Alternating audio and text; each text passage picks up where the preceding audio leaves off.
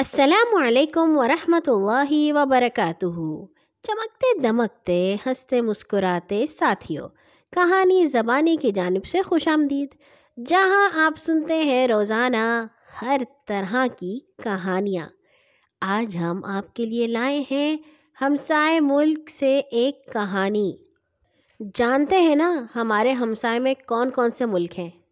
نہیں جانتے؟ اپنے امی ابو سے پوچھئے گا۔ ہم تو لائے ہیں چین سے ایک کہانی جو کہ بڑی مشہور ہے اور ہو سکتا ہے آپ میں سے کسی نے سن بھی رکھی ہو۔ عنوان ہے 5 عجیب بھائی۔ ایک دفعہ کا ذکر ہے، پرانے وقتوں میں سمندر کے کنارے چین کا ایک گاؤں بسا ہوا تھا، جس میں ایک بوڑھی ماں اپنے 5 نوجوان بیٹوں کے ساتھ رہا کرتی تھی۔ اس کے 5 بیٹوں کی شکلیں اور جسامتیں اتنی ملتی جلتی تھیں کہ جیسے مٹر کے دانوں میں پہچان نہیں ہو سکتی، اس طرح ان کو بھی کوئی نہیں پہچان سکتا تھا کہ وہ کون سا بھائی ہے۔ لیکن دراصل وہ بالکل ایک جیسے نہیں تھے، کیونکہ قدرت نے انہیں مختلف خوبیوں سے نواز رکھا تھا۔ ان کا سب سے بڑا بھائی اپنے منہ میں پورے سمندر کا پانی بھر کر رکھ سکتا تھا۔ دوسرے بھائی کی گردن فولاد سے بنی ہوئی تھی۔ تیسرا بھائی اپنی ٹانگیں جتنی لمبی کرنا چاہتا کر سکتا تھا۔ چوتھے بھائی کو کسی بھی شدت کی آگ نہیں جلاتی تھی، اور 5ویں بھائی میں صلاحیت تھی کہ وہ سانس لیے بغیر بھی زندہ رہ سکتا تھا۔ سارے خاندان کے لیے روٹی بڑا بھائی کماتا تھا۔ وہ مچھلیاں پکڑا کرتا تھا۔ وہ اکیلا سمندر کے کنارے جاتا اور مچھلیوں کو ان گنت تعداد میں پکڑ کر گھر لاتا۔ یہ سارے بھائی اپنی یہ خوبیاں کسی کو نہیں بتاتے تھے تاکہ لوگ انہیں عجیب نہ سمجھیں۔ سارے گاؤں کے لوگ بڑے بھائی کی منتیں کرتے کہ وہ ان کے بچوں کو بھی وہ طریقہ بتا دے جس سے وہ اتنی زیادہ مچھلیاں پکڑ لیتا ہے، لیکن وہ ہمیشہ انہیں کچھ بتانے سے انکار کر دیتا۔ لیکن ایک دن گاؤں والوں کی ضد کے آگے اسے ہتھیار ڈالنے ہی پڑے۔ اس نے گاؤں کے سب لڑکوں کو ساتھ لیا اور سمندر کی طرف چل دیا تاکہ وہ انہیں ڈھیر ساری مچھلیاں پکڑنے کا طریقہ سمجھائے۔ جب وہ سمندر کے کنارے پہنچے تو اس نے ایک گھونٹ میں سارے سمندر کا پانی اپنے منہ میں بھر لیا۔ پھر اس نے لڑکوں کو اشارہ کرتے ہوئے بتایا کہ وہ سوکھے سمندر کی تہہ سے جتنی چاہیں جلدی جلدی مچھلیاں پکڑ لیں۔ لڑکے بھاگ کر سوکھے سمندر میں گھس گئے۔ لڑکوں نے دیکھا کہ سمندر کی سوکھی تہہ میں انہیں بہت خوبصورت رنگوں والے گھونگے دکھائی دیے۔ وہاں بہت سے خوبصورت سیپ اور پتھر بھی پڑے ہوئے ملے۔ وہ فوراً مچھلیوں کو اکٹھا کرنے کے بجائے انہیں اکٹھا کرنے لگے۔ انہوں نے پتھروں سے اپنی جھولیاں بھر لیں۔ جب کچھ دیر ہو گئی تو بڑا بھائی پانی کو منہ میں بھرے ہوئے بہت تھک گیا، اس لیے وہ لڑکوں کو اشارہ کرنے لگا کہ وہ جلدی سمندر کے کنارے واپس آ جائیں۔ لیکن وہ تو اس سمندری خزانے کو جمع کرنے میں اتنے مصروف تھے کہ انہوں نے بڑے بھائی کے اشارے کی طرف کوئی توجہ نہیں دی اور سوکھے ہوئے سمندر کی تہہ میں آگے ہی آگے بڑھتے رہے۔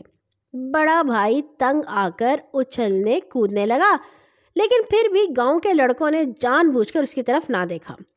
آخر جب بڑے بھائی کو محسوس ہوا کہ جیسے وہ پھٹنے والا ہے، وہ اب سارے سمندر کا پانی اپنے منہ میں نہیں سنبھال سکتا، تو اس نے سارا پانی واپس سمندر میں انڈیل دیا، اور گاؤں کے سارے لڑکے اپنے لالچ کی وجہ سے سمندر میں ڈوب گئے۔ جب بڑا بھائی گاؤں میں پہنچا تو وہ لڑکوں کے گھروں کے آگے سے گزرا تو ان کے ماں باپ نے ان سے پوچھا کہ ان کے بچوں نے کتنی مچھلیاں پکڑ لی ہیں اور وہ کب گھر آئیں گے۔ بڑا بھائی بہت افسردہ تھا۔ اس نے اپنے پڑوسیوں کو سارا واقعہ سنایا اور انہیں یقین دلانے کی کوشش کی کہ اس افسوسناک واقعے میں اس کا کوئی قصور نہیں۔ اس نے سب کو بتایا کہ کس طرح اس نے لڑکوں کی منت کی کہ واپس آ جائیں، لیکن انہوں نے اس کا کہنا نہیں مانا تو اسے مجبوری میں پانی سمندر میں دوبارہ ڈالنا پڑا۔ ویسے بھی وہ اتنا پانی کہیں اور نہیں پھینک سکتا تھا۔ لیکن پڑوسی بہت غصے میں تھے۔ انہوں نے اس کی بات پر یقین نہیں کیا۔ انہوں نے اسے پکڑا اور اسے گھسیٹتے ہوئے گاؤں کے نمبردار کے پاس لے گئے، جو گاؤں کا منصف بھی تھا، اور اسے ساری بات بتائی۔ تو اس نے فیصلہ کرتے ہوئے بڑے بھائی کو کہا، تم اپنی ذمہ داری پر لڑکوں کو ساتھ لے کر گئے تھے تو یہ بھی تمہاری ہی ذمہ داری تھی کہ انہیں واپس بھی لاتے، اس لیے سزا کے طور پر کل تمہاری گردن کاٹی جائے گی۔ یہ سن کر بڑے بھائی نے نمبردار سے درخواست کی کہ مرنے سے پہلے وہ ایک دفعہ اپنی بوڑھی ماں کو ملنا چاہتا ہے، تو اس نے بڑے بھائی کو اجازت دے دی۔ بڑا بھائی اکیلا گھر آیا اور آ کر سارا معاملہ بھائیوں کو بتایا، تو اس کے چھوٹے بھائی جس کی گردن فولاد کی بنی ہوئی تھی نے کہا، تم اپنی جگہ مجھے جانے دو، کسی کو پتہ بھی نہیں چلے گا کہ تم ہو یا تمہاری جگہ میں ہوں، کیونکہ ہماری شکلیں تو اتنی ملتی جلتی ہیں اور کسی بھی صورت میں میری گردن نہیں کاٹ سکیں گے۔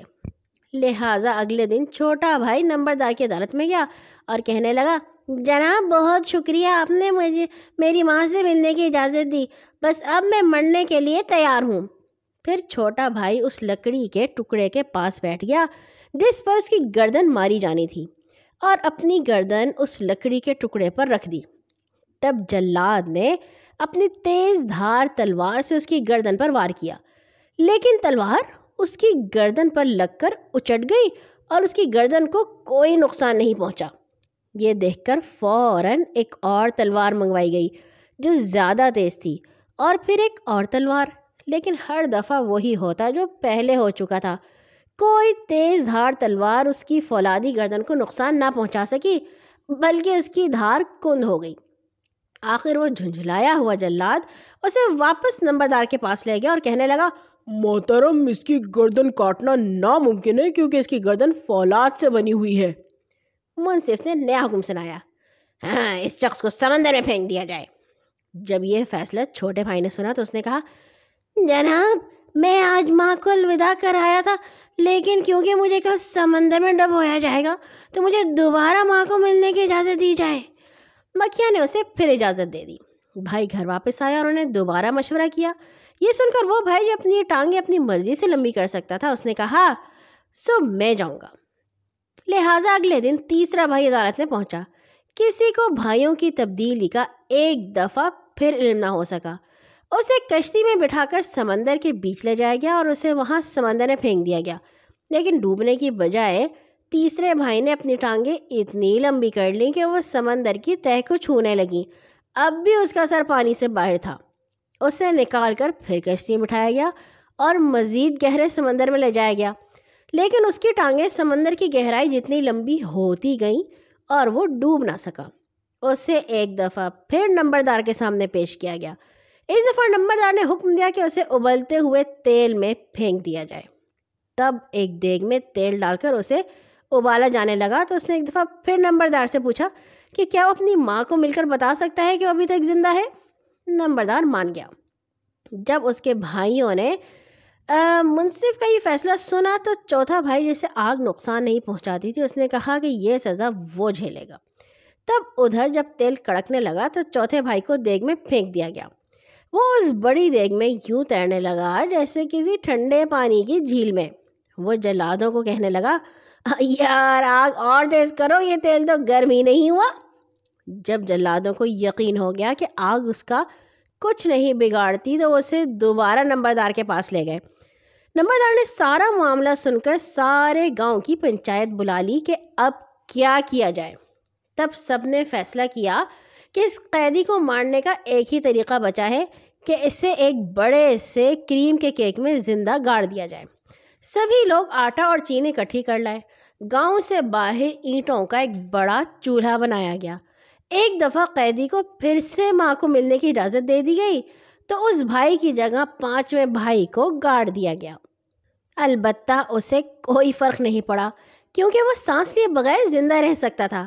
جب رات کو سب اس بات سے مطمئن ہو کر اپنے گھروں کو چلے گئے کہ انصاف ہو چکا ہے تو پانچواں بھائی کیک سے نکلا اور گھر چلا گیا اور باقی بھائیوں اور ماں کے ساتھ ہنسی خوشی زندگی گزارنے لگا۔ کہانی ختم، پیسہ ہضم۔ کل آئیں گے انشاءاللہ ایک اور نئی کہانی کے ساتھ۔ اللہ حافظ۔